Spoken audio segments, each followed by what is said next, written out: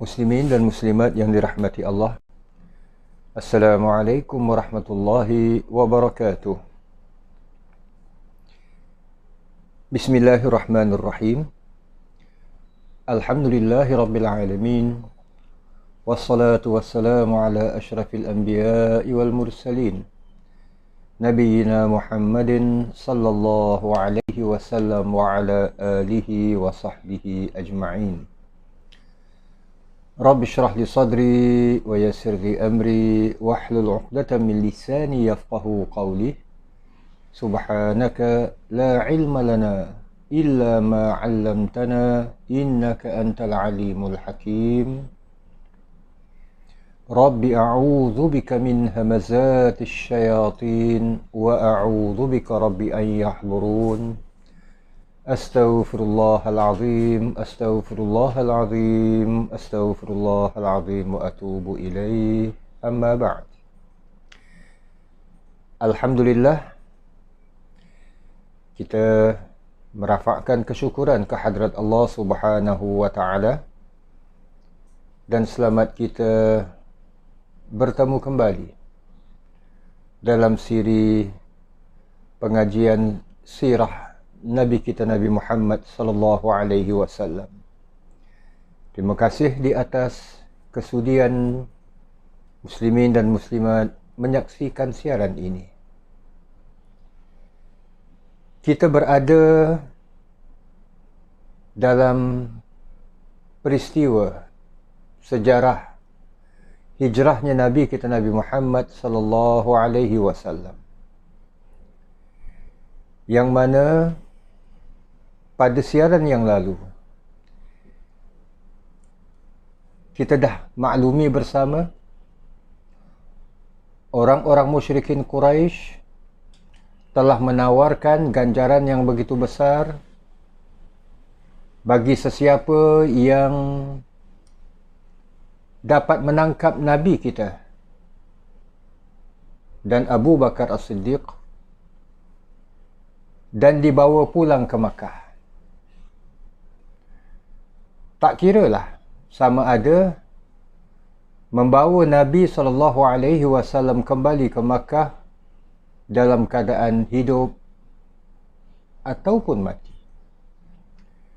Dan ini yang membuatkan antara lain Nabi kita SAW bersama dengan Abu Bakar membuat perancangan dengan bersembunyi di Gua Thawr selama 3 hari.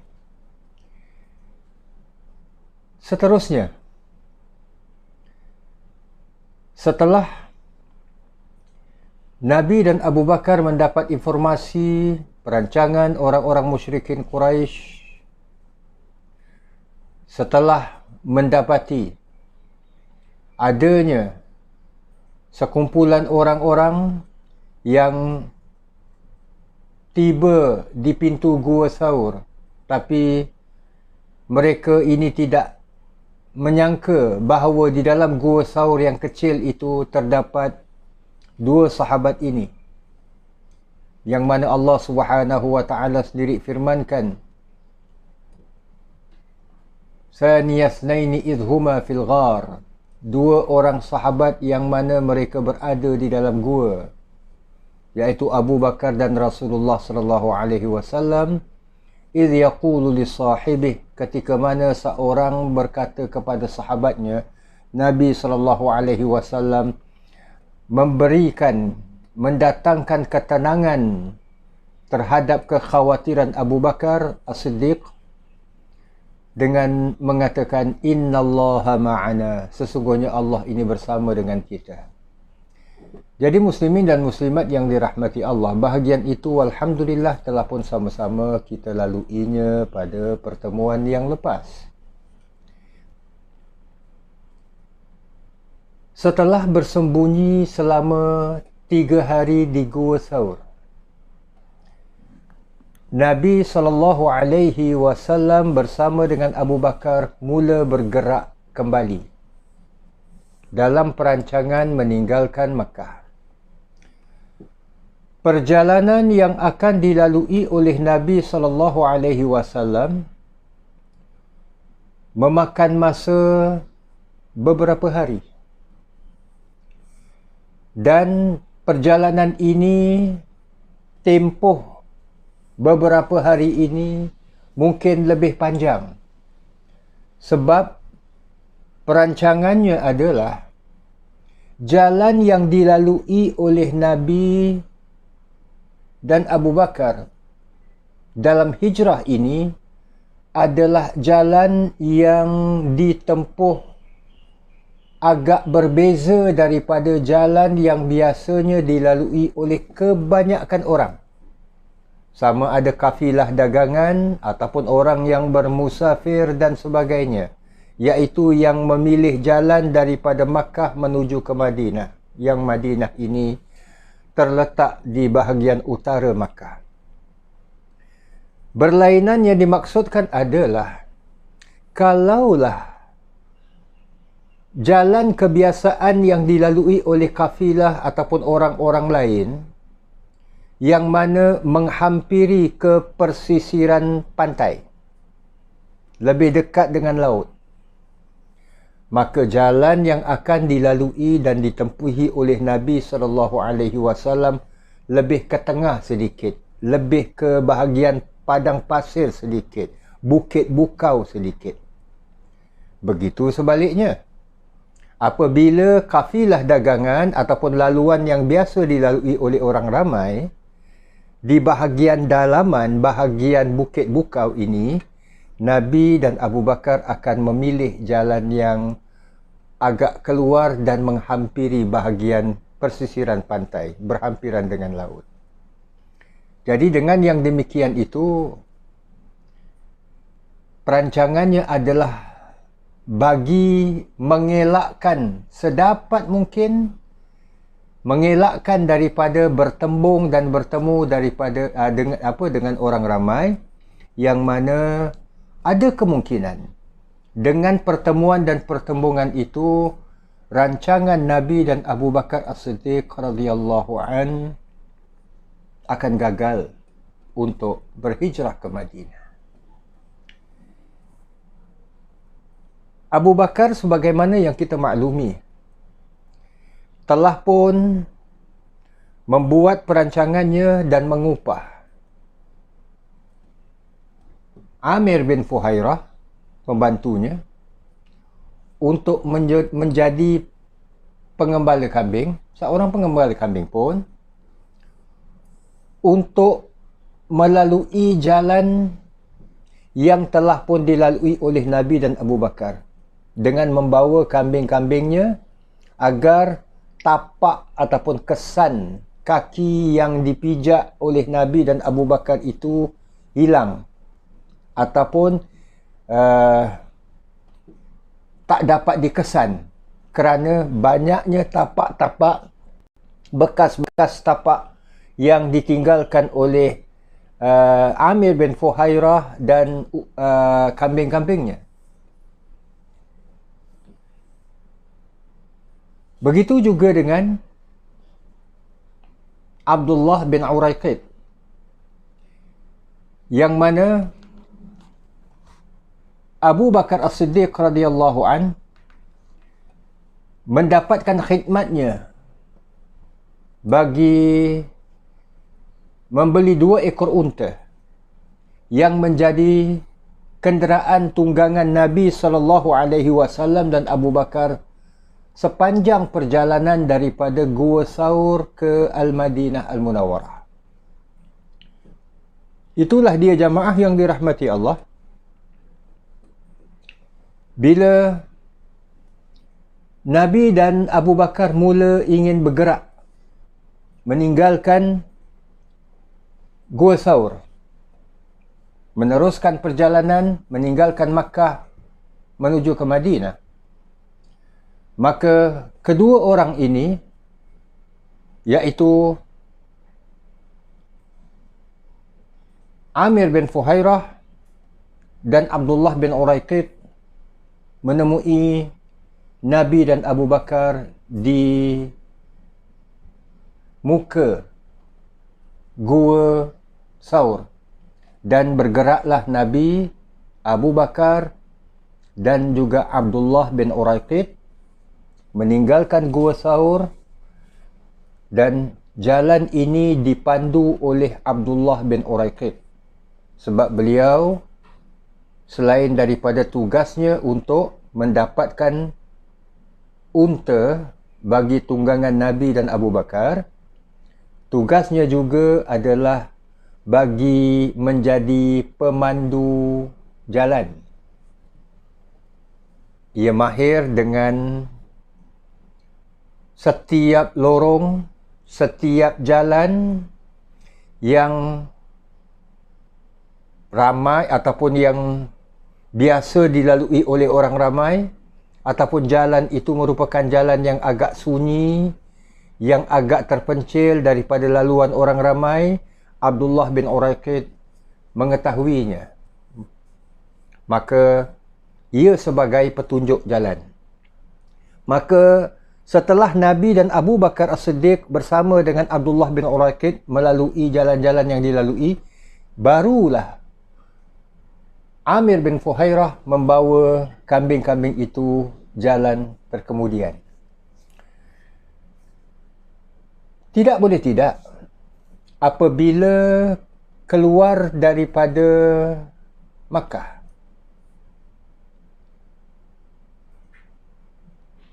pasti laluan itu akan menempuhi ataupun melalui satu perkampungan. Pemukiman orang-orang boleh dikatakan yang agak jauh daripada pemukiman dan perkampungan orang-orang yang lain. Mereka tinggal di pinggir Makkah. Dalam sebuah riwayat yang diceritakan sendiri oleh Suraqah bin Malik, apabila ia telah memeluk Islam kemudiannya, dan riwayat ini juga ada diriwayatkan oleh Abu Bakar As-Siddiq radhiyallahu an, yang mana kedua-duanya terdapat dalam Sahih Bukhari. Itu Suraqah bin Malik menceritakan, ada seorang datang dan mengkhabarkan kepada kami, ketika itu aku, kata Suraqah, bersama dengan beberapa orang sedang duduk-duduk. Tiba-tiba datang salah seorang di antara penduduk ataupun orang kampung Suraqah ini mengkhabarkan, tadi di perjalanan aku nampak ada beberapa orang dan aku rasalah itu adalah rombongan Muhammad. Maka Suraqah bin Malik yang telah pun mengetahui ganjaran yang disediakan oleh pemimpin Quraisy, barang siapa yang mendapatkan Nabi, barang siapa yang mendapatkan Abu Bakar akan mendapatkan ganjaran yang besar. Terdetik di hatinya, ia ingin memperoleh ganjaran besar itu. Maka untuk itu, ia mengatakan kepada orang yang membawa berita dan kawan-kawan yang berada bersama dengannya pada ketika itu, aku rasa, katanya, itu bukan rombongan Muhammad. Itu mungkin mana-mana rombongan, mana-mana orang. Biarkanlah. Sebab kebiasaannya kalau nak keluar daripada Makkah melalui jalan ini, akan melintasi perkampungan mereka. Jadi Suraqah mengatakan, biarkanlah. Tapi dalam fikirannya, di hatinya terus bermain, aku ingin mendapatkan ganjaran yang besar. Maka setelah itu, selang beberapa minit, beberapa ketika, Suraqah kembali ke rumahnya, dan daripada pintu belakang ia keluar membawa senjata dan menunggang kuda. Dan ia cuba mendapatkan rombongan yang tadi disampaikan oleh orang tersebut. Sebab hatinya yakin, ini mesti rombongan Nabi kita. Muhammad sallallahu alaihi wasallam. Tak orang lain katanya. Sebab jalan ini kalau tak betul-betul memang tak ada orang lalu pun. Maka itulah, kelajuan kuda sudah barang tentu lebih pantas daripada kelajuan unta. Maka Suraqah dengan memacu kudanya, menunggang kudanya yang begitu pantas, menghampiri rombongan tersebut. Dalam hatinya antara tiga orang ini, yang dimaksudkan adalah Abdullah bin Uraiqid, Abu Bakar dan Nabi Muhammad.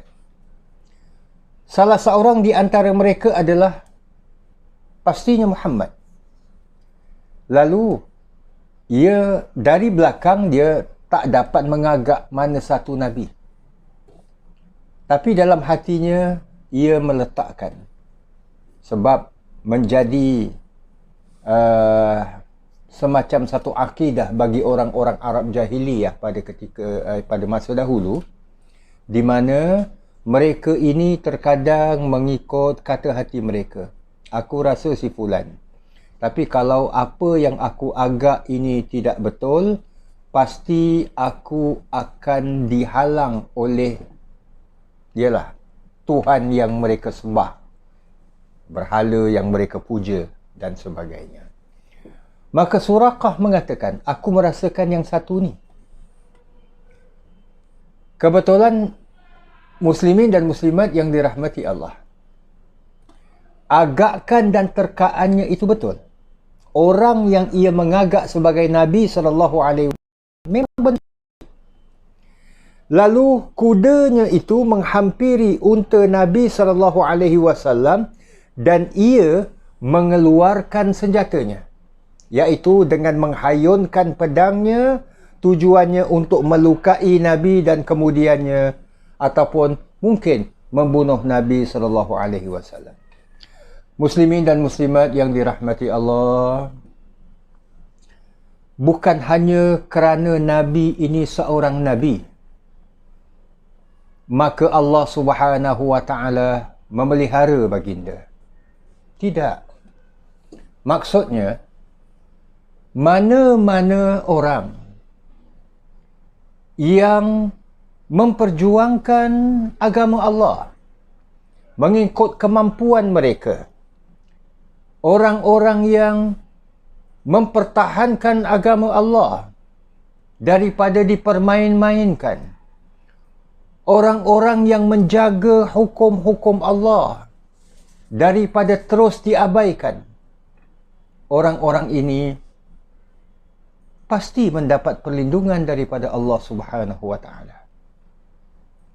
Dasarnya berteraskan kepada firman Allah Subhanahu wa Ta'ala di surah Muhammad. Apa kata Allah?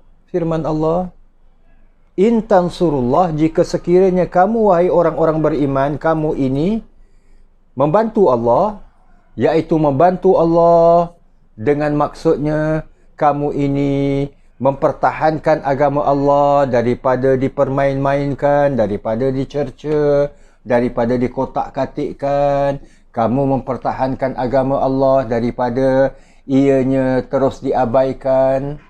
Maka jika kamu menolong Allah, maknanya menolong agama Allah, yansurkum, Allah akan membantu kamu, Allah akan menolong kamu, maknanya dalam suasana-suasana dan keadaan yang mungkin kamu perlukan pertolongan daripada Allah, pasti Allah akan menolongnya.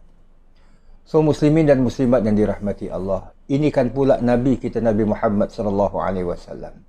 Hijrah baginda adalah untuk menyebar luaskan agama Allah Subhanahu wa Ta'ala. Bukan hanya sekadar mempertahankan agama Allah, tapi malah menyebarkan agama Allah ini agar menjadi amalan, anutan, bahkan menjadi suatu gaya hidup manusia seluruhnya. Maka itulah, bila Suraqah bin Malik menghayunkan pedangnya, hampir-hampir mengenai Nabi SAW, dengan perlindungan dan izin Allah Subhanahu wa taala.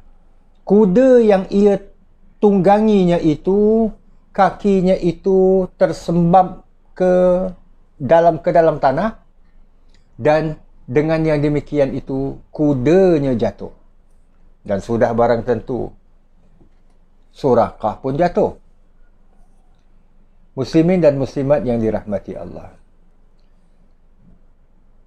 Suraqah bukan hari itu baru naik kuda. Orang Badui sepertinya yang tinggal jauh dari ataupun yang tinggal luar kota, kalau tidak keldai, kalau tidak unta, kudalah haiwan tunggangannya. Ini bermakna beliau tahu tentang sedikit sebanyak tentang haiwan yang ia tunggangi.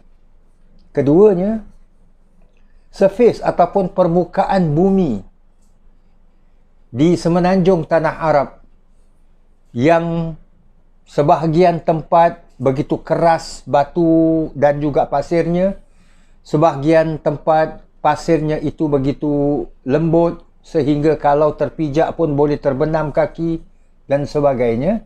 Ia tahu. Dia sama sekali tidak menyangka bahawa kawasan itu adalah berpasir lembut. Sebab itu juga merupakan laluan biasa yang ia lalui.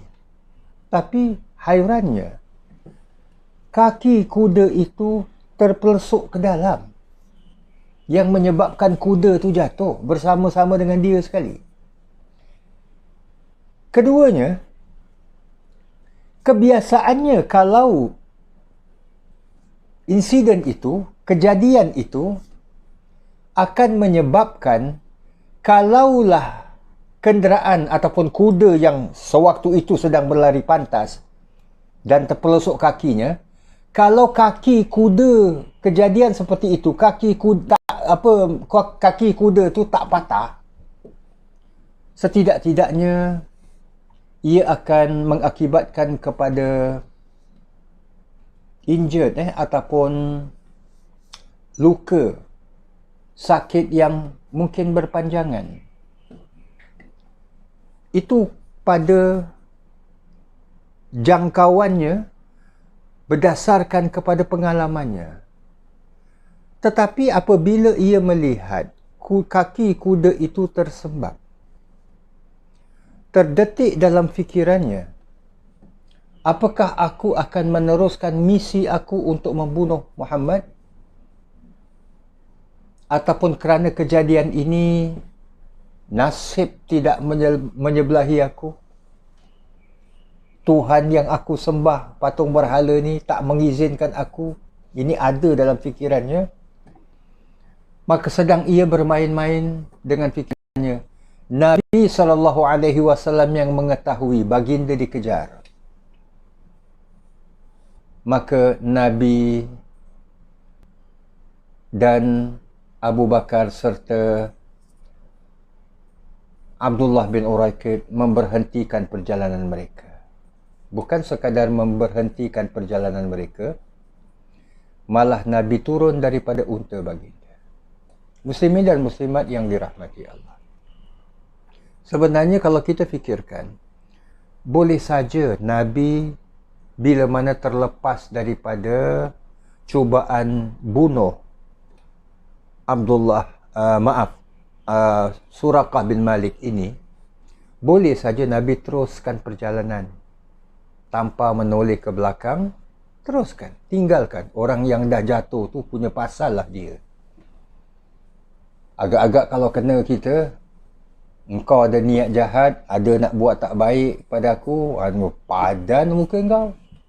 Mungkin kita berdetik fikirannya macam tu. Biarkan aja lah. Nak mampus, mampuslah. Itu mungkin kita. Muslimin dan muslimat yang dirahmati Allah, tapi bukan Nabi kita. Nabi SAW turun daripada unta baginda dan jalan berpatah balik mendapatkan Suraqah. Bukan sekadar itu saja.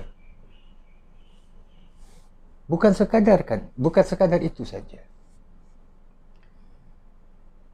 Kalau kita fikirkan, Nabi boleh kan membalas sesuatu ke atas Suraqah yang tadinya cuba nak membunuh Nabi.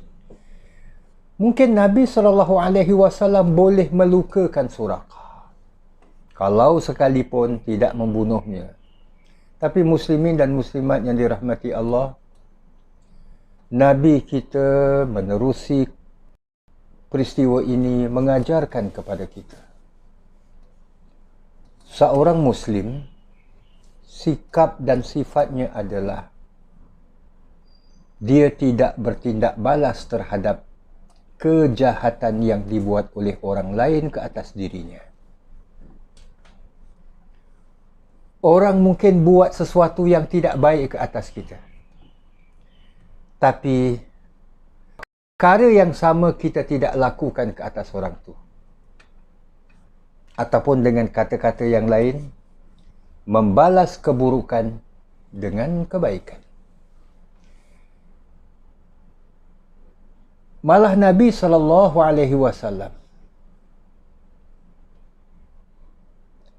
menghulurkan tangan baginda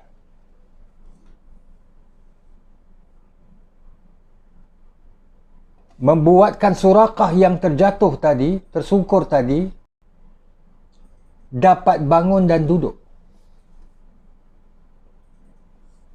Bukan sekadar itu, kuda yang kakinya itu terbenam ke dalam tanah, ke dalam pasir, yang tadi kita sebutkan berdasarkan kepada pengalaman dan pengetahuan Suraqah, ini kaki kuda aku ni mesti patah ke apa ke lah, umpamanya. Maka didapati kudanya itu dapat bangkit dan berjalan semula secara perlahan ke tempatnya. Ini terdetik dalam hati Suraqah. Aku rasa aku memang benar berhadapan dengan seorang Nabi, seorang yang baik budi. Lalu Suraqah meminta Nabi untuk membuat perjanjian.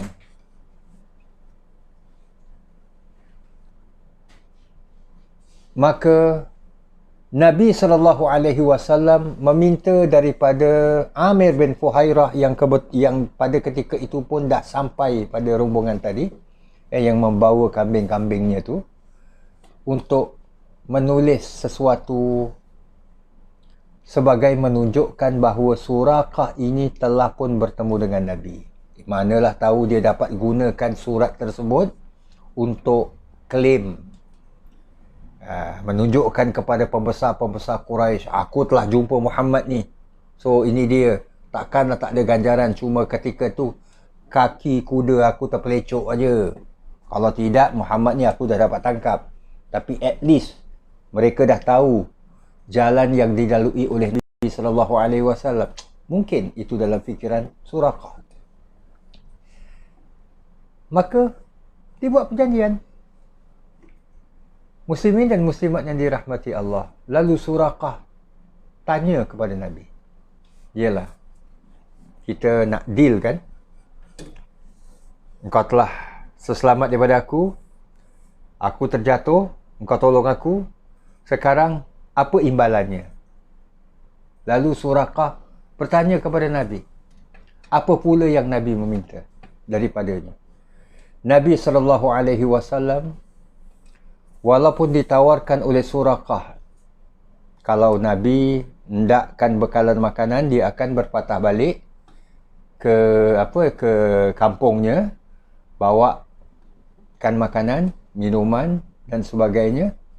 Nabi SAW menolak. Cuma Nabi minta daripada Suraqah agar ia merahasiakan pertemuannya dengan Nabi SAW. Oleh kerana ini menjadi permintaan Nabi, maka ia pun setuju. Akhirnya tujuan asalnya untuk menjadikan surat perjanjian itu sebagai dokumen, ibarat bukti yang ia menemui Nabi bagi mendapatkan ganjaran yang besar, nampaknya terpaksa dikuburkanlah. Tak dapat dilaksanakan. Sebab Nabi minta daripadanya untuk merahasiakan perjalanan dan pertemuan dengan Nabi ini, perjalanan Nabi ini kemudiannya, dan ini dipersetujui oleh Suraqah. Maka selepas kejadian ini, Nabi SAW dan Abu Bakar As-Siddiq radhiyallahu an berpisah daripada Abdullah bin Uraiqid untuk meneruskan perjalanan Abdullah bin Uraiqid dan juga Amir bin Fuhairah kerana dah berada di bahagian luar Makkah, meneruskan perjalanan menuju ke Madinah melalui Quba. InsyaAllah muslimin dan muslimat yang dirahmati Allah, tibanya Nabi di Quba, yang mana kemudiannya baginda sallallahu alaihi wasallam berada di sana untuk beberapa hari sebelum meneruskan perjalanan baginda memasuki kota suci Madinah yang pada ketika itu dikenali sebagai Yathrib. Akan kita sambung dalam siaran yang akan datang dengan izin Allah Subhanahu wa taala. Dari sirah inilah muslimin dan muslimat yang dirahmati Allah, kita dapati bahawa laluan yang dilalui oleh Nabi SAW sejak daripada baginda meninggalkan rumah baginda bukan laluan yang mudah. Walaupun baginda yakin dengan bantuan dan pertolongan Allah, namun ternyata bantuan dan pertolongan Allah Subhanahu wa taala bukan sesuatu yang come first, yang datang dulu. Usaha yang dibuat, itu yang perlu dilakukan dahulu. Kemudian datangnya pertolongan Allah, bantuan yang Allah Subhanahu wa taala berikan, sama ada Allah mengizinkan apa yang dirancang itu berjaya mencapai perancangannya ataupun sebaliknya, itu adalah atas kemahuan dan kehendak Allah Subhanahu wa taala.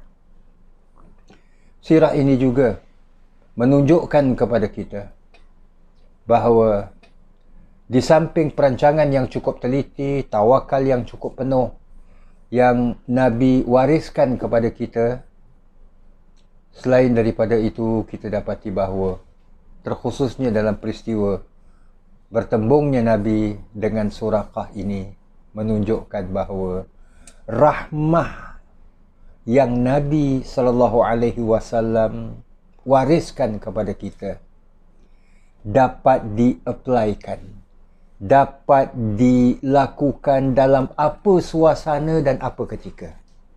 Maknanya rahmah, sifat kasih, penyayang, prihatin dan sebagainya, itu yang paling utama dikedepankan. So insya-Allah muslimin dan muslimat yang dirahmati Allah, sekali lagi terima kasih di atas kesudian menyaksikan dan mengikuti siaran ini. InsyaAllah kita akan menyambungnya dalam siaran yang akan datang dengan izin Allah Subhanahu wa taala. InsyaAllah. Terima kasih. Wabillahi taufiq wal hidayah. Wassalamualaikum warahmatullahi wabarakatuh.